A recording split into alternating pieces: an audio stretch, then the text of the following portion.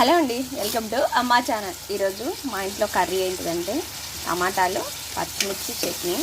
టమాటాలు అయితే మగ్గబెడుతున్నాను. వీటిలో ఉప్పు పసుపు వేస్తే తొందరగా మగ్గిపోతాయి. చట్నీ చేసుకోవటానికి కొంచెం మెత్తబడి ఉండాలి. మెత్తగా ఉంటే దాంట్లో పచ్చి వాసన అనేది ఉండదు కాబట్టి టమాటా టేస్ట్ అనేది వస్తుంది. కొంచెం మగ్గాల. పచ్చిమిర్చి వేయించి పక్కన పెట్టుకున్నాను.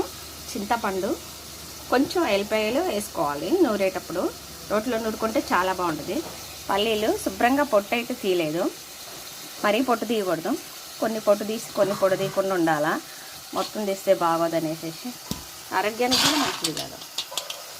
పల్లీలు కొంచెం బెల్లం వేసుకొని పప్పు చెక్కే చేసుకోక్కర్లేదు.